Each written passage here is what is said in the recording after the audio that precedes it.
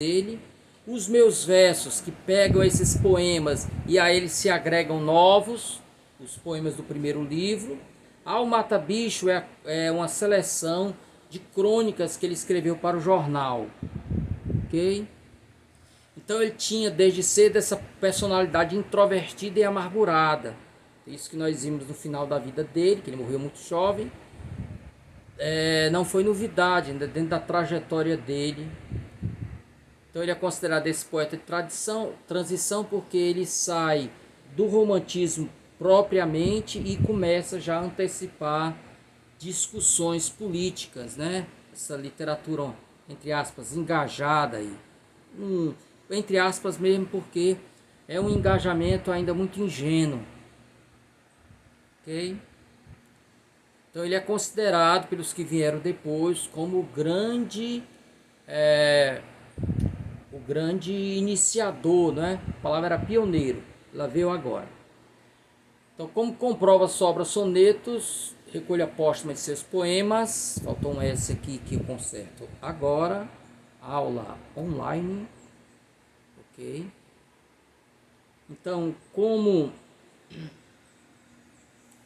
nos diz aí esse livro dele, o primeiro publicado, foi tributado da poesia da terceira geração romântica portuguesa, né?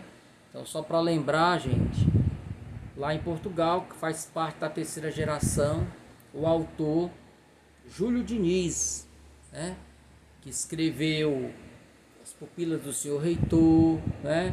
Morgadinha dos Canaviais,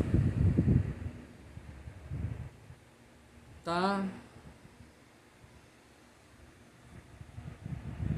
Não chegou a concretizar em vida o sonho de publicar um livro de poemas. No entanto, seu professor de francês, Dr. Domingos Reis Costa, reuniu, selecionou e revisou 60 poemas para a edição póstuma intitulada Sonetos. Sua obra completa está reunida em Meus Versos, publicada em 2006. Tá? Eu não vi aqui aquela passagem que eu mencionei para vocês, pessoal, que ele se apaixonou, né? Tá aqui, lá em cima.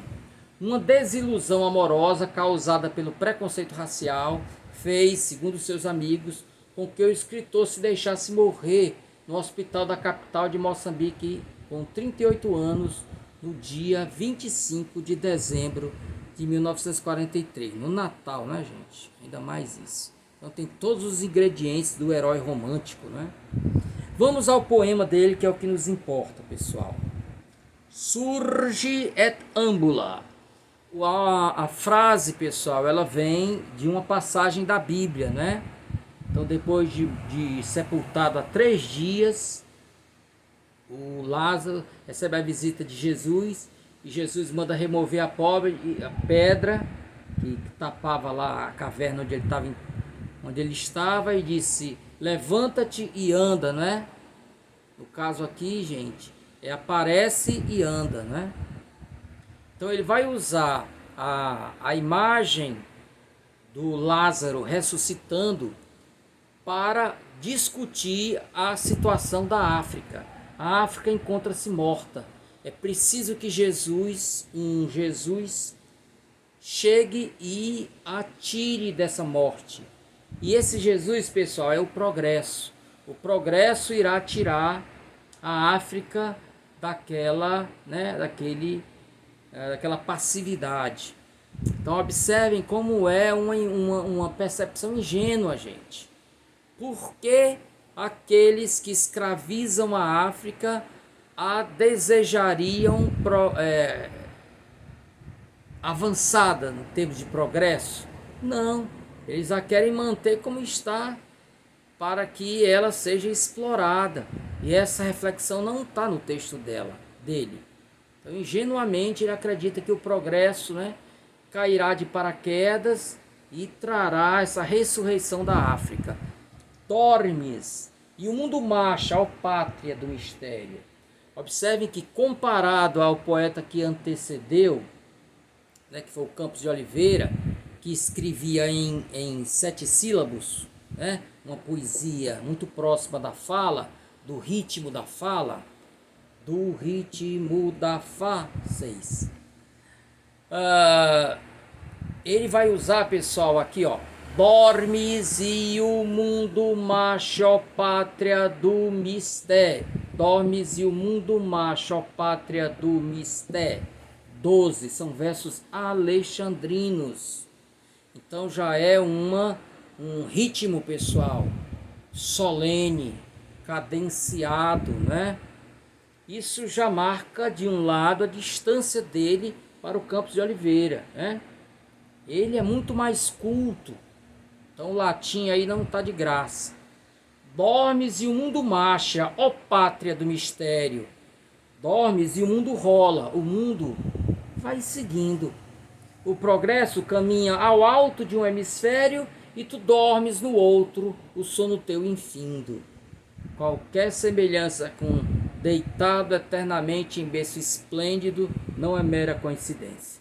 Então nós temos do lado, o Equador vai dividir o mundo em dois hemisférios, né? Duas metades de esfera. A metade da esfera de cima, o hemisfério norte, onde está a Europa, os Estados Unidos. Do hemisfério sul está a África. Então, enquanto lá em cima nós temos o progresso, aqui embaixo, né, nós temos o atraso. A selva faz de ti sinistro ermitério, onde sozinha à noite a fera anda rugindo. Lança-te o tempo ao rosto, estranho vitupério, e tu, ao tempo alheia, ó África, dormindo. Então, mais uma vez, a distância para o Campos de Oliveira, a utilização de palavras que a gente precisa do dicionário. Ermitério, vitupério, né? Ermitério é o local onde ficam as pessoas que se isolam do mundo, né? Os eremitas. E o vitupério é vergonha, insulto, injúria, né? Então as pessoas ficam lançando no rosto da África, né, epítetos nada abonadores, né? Quer dizer, apelidos que o rebaixam. Desperta, já no alto adejam negros corvos, ansiosos de cair, de beber aos sorvos, teu sangue ainda quente, em carne de sonâmbula. Desperta, o teu dormir já foi mais do que terreno. A voz do progresso, este outro nazareno, que a mão te estende e diz: África, surge et ambula. Então observem, pessoal, ele rimando sonâmbula, português, com âmbula, latim. É verdade que sonâmbula vem de âmbula, né? Andar dormindo, sono mais âmbula, né? De toda forma nós temos aí. E essa rima dificílima. Corvos com sorvos, né? Então tudo isso aí, gente, marca, né, o distanciamento dele com seus antecessores. É um poeta erudito que usa aqui do soneto, né? Usa do soneto e além disso, além da língua usar o latim e tal, ele também vai recorrer à Bíblia, né? A outras imagens mostrando o quanto ele era, né, intelectualmente uma potência. Então, pessoal, observem aí o poema, ele vai, nós estamos diante de uma poesia ainda colonial, muito embora ele seja moçambicano, ame a sua pátria, ele aqui vai lançar mão, pessoal, de estruturas, né, de um gênero, de um padrão estético tomado do europeu, tomado de empréstimo, né? Porque aqui não tem despojo, ele imita. Por quê? Porque ele não tem mestres, ele é pioneiro, então ele tem que utilizar os mestres que estão ao alcance dele, né? Ele que se formou na Europa, é de lá que ele vai exportar, no caso importar, né? Trazer para dentro da África o produto de estrangeiro. Quando a geração de 45 e 50 entrar em cena, eles vão rejeitar o soneto, vão rejeitar outras estruturas, né, que são nascidas na Europa. E aí, de novo, a ênfase aqui que eu dou, pessoal, na ingenuidade dele. É uma obra que ele já traz uma crítica social, portanto ele vai a um passo além do romantismo, mas ainda é uma crítica ingênua, né? É uma crítica ingênua. Os nossos românticos da terceira geração fizeram a mesma coisa, né? Então eles criticavam, por exemplo, de escravos pela falta de cristianismo nele, né? Então, quando na verdade o problema é o sistema que tinha que ser criticado. Então, em vez de criticar o sistema, você direciona para o indivíduo, né? O vilão é um indivíduo e não o sistema. Os realistas passarão a criticar o sistema, ok? Então aqui ele acha que simplesmente o progresso vai vir, não diz como, né? Vão permitir que o progresso chegue à África e aí ela cresça. Só vendo, como diz o outro. Vou pular esta. Aqui, pessoal, o elemento romântico, não é? Que culpa terei eu de te amar assim, de amar-te assim? Que culpa terás tu de não o saberes? Quem adivinha o que se passa em mim? Como hei de adivinhar o que tu queres? Então é saberes com queres, você rimando aí um som aberto com fechado. Só que vocês têm que lembrar que é o português de Portugal, né? Então eles vão ler saberes, queres, né? Vamos dizer queres aberto como nós. Oh, corações secretos de mulheres, ó. Oh, minhas ilusões, mágoas sem fim. Porque hei de eu ter só mágoas, não prazeres, portanto te querer, doce Jasmim. Será, pessoal, um poema direcionado àquela jovem que não sei quem é, não consegui encontrar até hoje. Quem é essa jovem que o desprezou? Será que esse poema foi feito para ela, né? Então, quando ela chama de doce Jasmim, a ideia é que ela está falando, né, de alguém que não é da raça dele, né? Eu uso essa palavra morrendo de medo, né? Que não tem a cor que ele tem, né? Então o jasmim é o branco, né? Tu que sob a luz do sol existe, alegre num momento e no outro triste, só eu herdei apenas dor e pranto. O mais humilde verme que rasteja, um outro tem que o ama, afaga e beija, e eu nada tenho por amar-te tanto. Aqui, gente, um probleminha de rima que era comum nessa época, né? Você rimar rasteja com beija, né? Essas palavras não rimam, a não ser do ponto de vista da rima toante, né? Eu tenho só a tônica e é. Raste, be, aí você tem. Então rasteja não rima com beija, a não ser no plano da oralidade, porque ninguém diz beija. Você diz beija. Beija eu, e por aí vai. Desculpem pelos vossos ouvidos. Aqui também né, esse aspecto romântico, a beleza da mulher. Esse poema é fabuloso, pessoal. Primeiro, deixe-me falar sobre essa ilustração. Essa ilustração, pessoal, ela estava na cédula de 50 cruzeiros da minha época. Era uma cédula, uma mistura de grapete com fantaúva. Era um roxo e um róseo, essa cédula. Então, do lado que corresponderia ao coroa, né? Ele tinha aí esse detalhe de um quadro do Portinari chamado Café, né? Que são os trabalhadores que trabalham no café. Observe o tamanho do pé e das pernas desse ser humano, pessoal. Até dos braços, né? Em relação ao tamanho da cabeça, né? Um ser humano que tivesse uma perna desse tamanho teria uma cabeça imensa, né? Aqui, pessoal, você tem uma deformação que traz informação. Então ele deforma o personagem para trazer, através disso, uma mensagem. Ele está falando aqui, pessoal, da velha dicotomia entre nascer para fazer, né? Nascer para o trabalho braçal e nascer para o trabalho intelectual. Há pessoas que nascem para o intelectual e pessoas que nascem para o braçal. Hoje é claro que nós sabemos que isso é uma balela. Qualquer um que tiver, né, as condições, ele tem como desenvolver seu intelecto, a não ser, claro, que tenha problemas de ordem orgânica, né? A pessoa tem limitações cognitivas vindo de má formação cerebral, coisa do tipo. Mas sendo uma pessoa normal, dê a ele condições e ele moverá o mundo.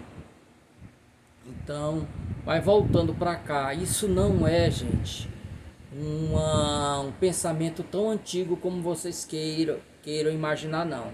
Isso ainda está na cabeça de uma série de idiotas, né, de almas cebosas ainda. Existe essa ideia, né? E geralmente associada à cor.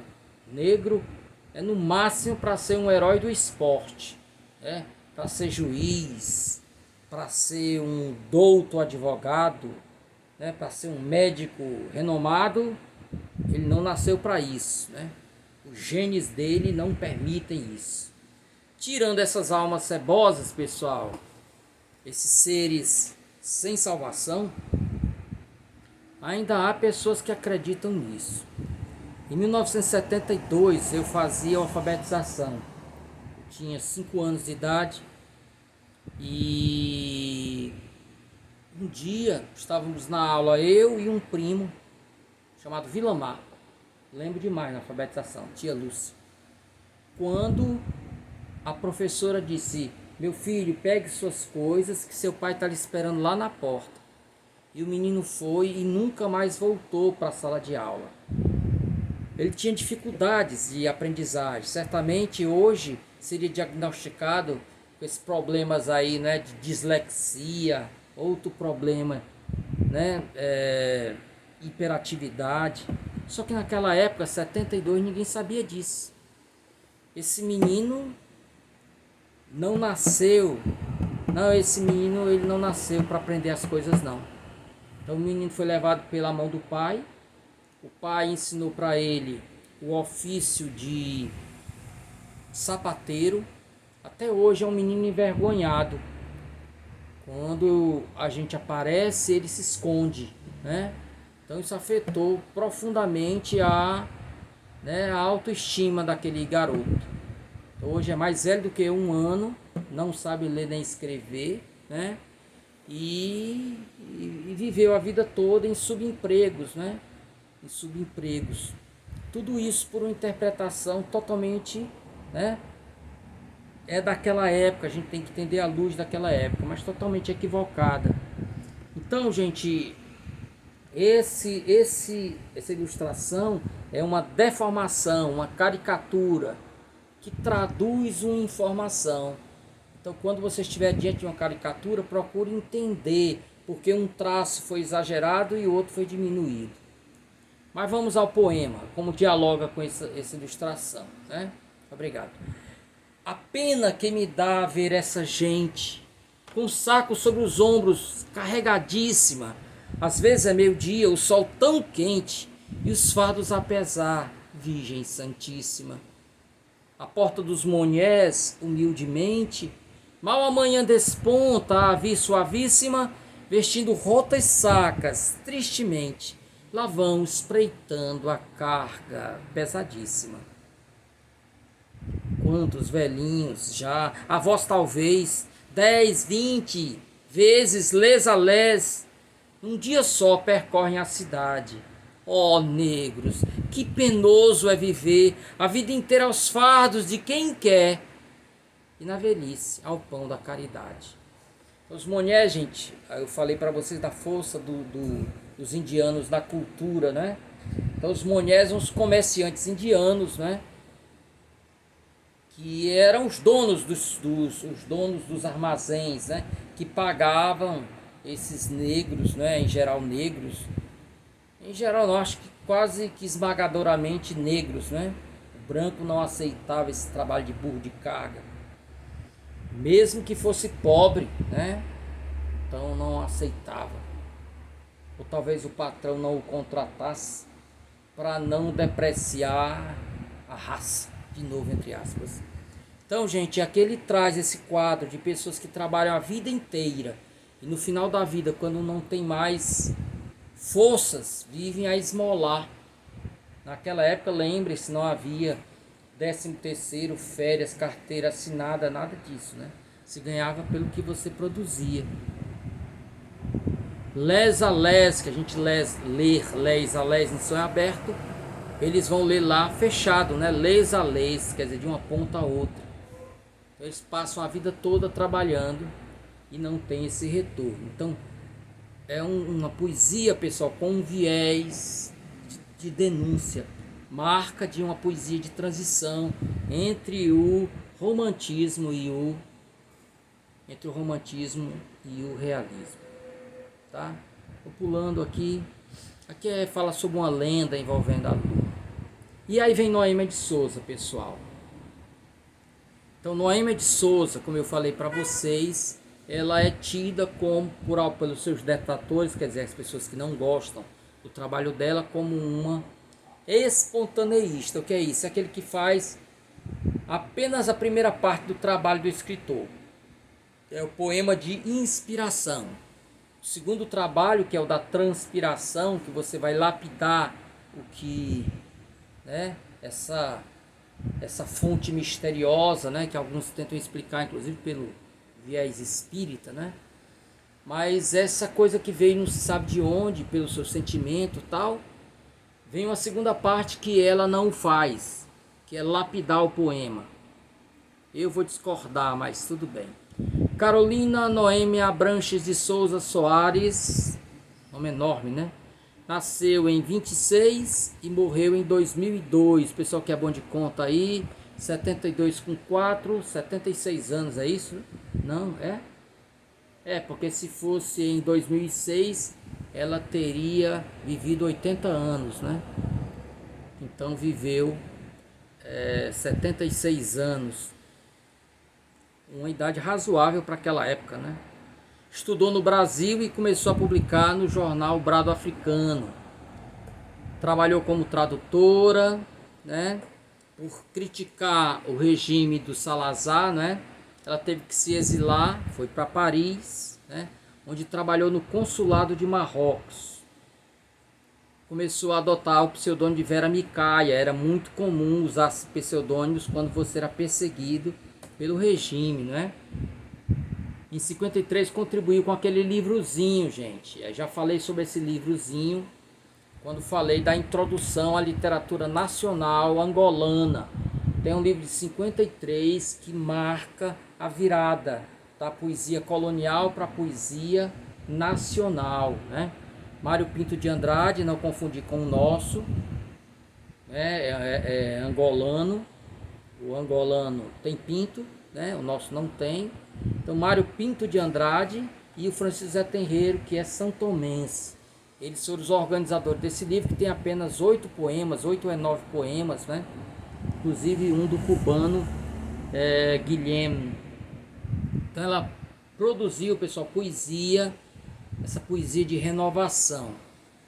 Muitas obras delas foram publicadas em jornais e revistas, né? E aí eu citei alguns jornais e revistas que aparecem poemas dela.